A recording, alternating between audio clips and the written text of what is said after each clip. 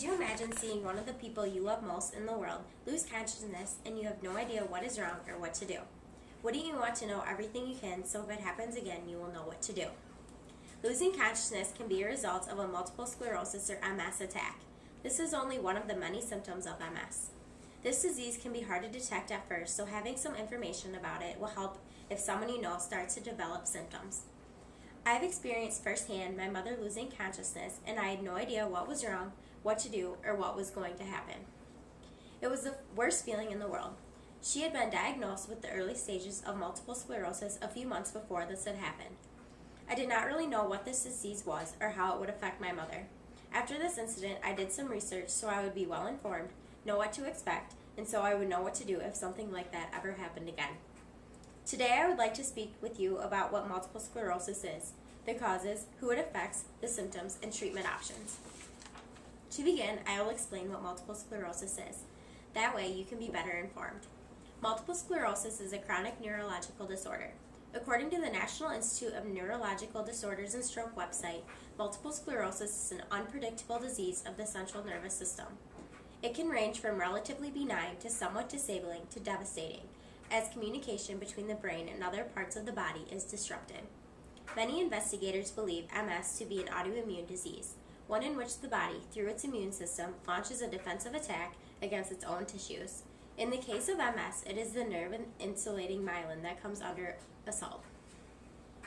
According to the information found on the Multiple Sclerosis Foundation website, multiple sclerosis is divided into 4 classifications. The first classification is relapsing remitting, which is clearly defined attacks lasting from days to weeks, with full recovery or with some remaining neurological symptoms and deficits upon recovery. Periods between relapses are stable and absent of disease progression. This is by far the most common form of the disease. After interviewing my mother, I found out that this is the type of MS that she has. The next classification is secondary progressive, which begins initially with a relapsing remitting course that becomes consistently progressive and includes occasional relapses and minor remission.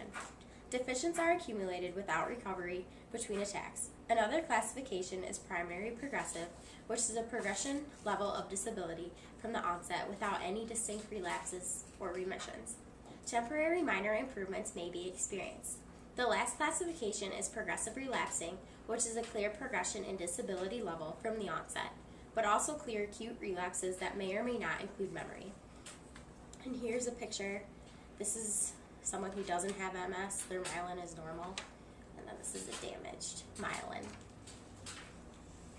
Knowing more about multiple sclerosis will help you be more aware if someone you know starts to develop the symptoms, and knowing the causes will help explain why they are experiencing what they are. Currently, the exact cause of MS remains unknown, but researchers believe that a combination of several factors may be involved. According to the Multiple Sclerosis Foundation website, studies are ongoing in the area of immunologic reaction. MS is generally believed to be an autoimmune disease. This means that the immune system, which normally protects us from disease and infection, reacts against normally occurring antigens, which are proteins that stimulate an immune response as if they were foreign. In other words, the body mistakenly attacks itself. Studies are also ongoing in the area of viral or other infectious agents. Some data suggests that a common virus or other infectious agent may play a role in the cause of multiple sclerosis. Whether it is a persistent viral infection or an immune reaction caused by a temporary viral infection in the central nervous system or elsewhere in the body is not yet known. Environmental studies suggest that some factor, probably infectious, must be encountered before the age of 15 in order for MS to develop later in life. Several viruses and bacteria have been or are being studied to determine if they may trigger MS, but have not been definitively proven to do so as of yet. Environmental factors are also being studied. Epidemiologists have learned that MS occurs more frequently in geographic locations that are farther from the equator. In an effort to understand the puzzling disease patterns found in MS, scientists continue to examine geographic, demographic, and genetic variables. For example, studies have shown that people born in a geographic location with a high incidence of MS who move to a geographic location with a lower incidence of MS before the age of 15 will acquire the lesser risk associated with their new location. Such data suggests that exposure or some environmental factor or factors prior to puberty, such as diet, exposure to industrial toxins, or content in water or soil, may predispose a person to develop MS later in life. Some researchers believe vitamin D, which the body produces naturally when the skin is exposed to sunlight, may be involved. People who live closer to the equator are continually exposed to greater amounts of sunlight. As a result, they tend to have higher levels of naturally produced vitamin D, which is thought to have a beneficial impact on immune function and may help protect against autoimmune diseases such as MS. The last area studied is genetic factors. While multiple sclerosis is not believed to be a hereditary disease, having a family history of MS, particularly in a parent or a sibling, does make a person more likely to develop it. In a family in which one parent has MS, the risk that their children will develop the condition is estimated to be between 2 and 5%. Studies have shown that there is a higher prevalence of certain genes in areas where MS seems to cluster, as well as in some families where there is more than one person with MS. It is speculated that MS develops because a person is born with a genetic tendency to react when exposed to some environmental agents that triggers an autoimmune response. New techniques are being used in an effort to identify the genes involved. Nevertheless, the genetic picture of MS remains largely unknown and is proving harder to understand than other autoimmune diseases. While some autoimmune diseases are caused by one or two malfunctioning genes, MS appears to involve defects in many genes, each with only a modest effect.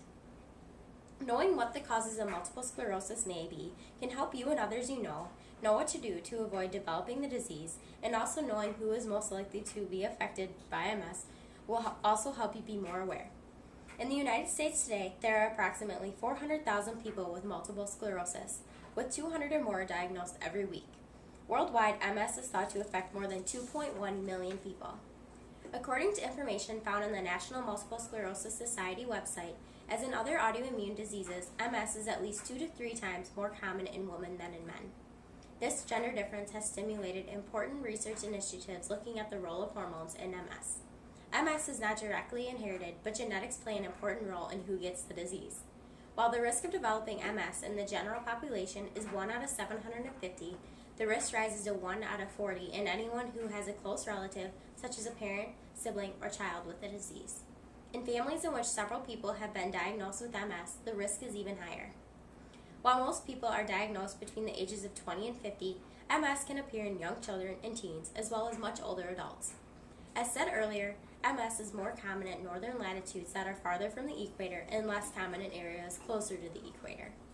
MS occurs in most ethnic groups, including African Americans, Asians and Hispanics, or Latinos, but is more common in Caucasians of Northern European ancestry. However, some ethnic groups, such as the Inuit or Aborigines, have few, if any, documented cases of MS, regardless of where they live. These variations that occur, even within geographic areas with the same climate, suggest that geography, ethnicity, and other factors interact in some complex way. My mother has all the wrong things going for her. She is a woman. She is between the ages of 20 and 50. She lives in the northern latitude farther from the equator, and she is a Caucasian of Northern European ancestry.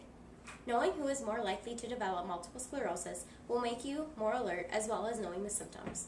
Symptoms of multiple sclerosis vary because the location and severity of each attack can be different. Episodes can last for days, weeks, or even months. These episodes alternate with periods of reduced or no symptoms, which are called remissions. According to the PubMed Health website, patients with multiple sclerosis can have symptoms in many parts of the body because nerves in any part of the brain or spinal cord may be damaged. Many patients experience muscle symptoms. They include loss of balance, muscle spasms, numbness or abnormal sensation in any area, problems moving arms and legs, problems walking, problems with coordination and making small movements, tremor in one or more arms or legs, and weakness in one or more arms or legs. Patients also experience eye symptoms. They include double vision, eye discomfort, uncontrollable rapid eye movements, and vision loss, which usually affects one eye at a time. Patients also experience numbness, tingling, or pain in the face and muscles all over the body. Other brain and nerve symptoms are also experienced by MS patients. They include decreased attention span, poor judgment, memory loss, difficulty reasoning and solving problems, depression or feelings of sadness, dizziness and balance problems, and hearing loss. Speech and swallowing symptoms also occur in patients. They include slurred or difficult to understand speech and trouble chewing and swallowing. Fatigue is also a common symptom as MS progresses. It is often worse in the late afternoon. My mother said her most frequent symptoms are fatigue, stiffness, feelings of sadness, and memory loss. When she comes home from work, she is often very exhausted and stiff, and her body aches all over. This causes her to have to lie down on the couch for the night and disables her from doing her normal activities. This about kills her because she's a very active person and is always doing something. I also notice her moods are often more down lately because she cannot do the things she normally does. Her memory loss is also noticeable because she often forgets things that used to be wired into her brain. Now that you know more about what multiple sclerosis is, the causes, who it affects, the symptoms, now I will tell you some of the treatment options. Although there is still not a cure for MS, effective strategies are available to modify the disease course, treat exacerbations, which are also called attacks, relapses, or flare-ups, manage symptoms, improve function and safety, and provide emotional support. In combination, these treatments enhance the quality of life for people living with MS. According to information found on the Multiple Sclerosis Foundation website, the necessity for early treatment in MS is becoming increasingly clear. The time has passed for the wait and see how it goes attitude before treatment is started. Studies indicate that early treatment delays disability, presumably by decreasing the injury to the nervous system caused by the disease. The treatment of MS generally falls into two categories: treatments that address symptom management and treatments that change the course of the disease by modifying the number and severity of attacks and progression of disability.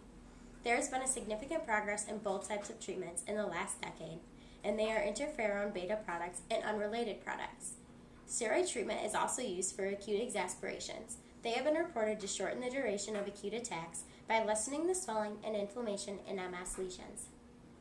A more favorable outcome and better quality of life are definitely more attainable by people with MS through appropriate and aggressive management. My mother uses medication to help treat her MS.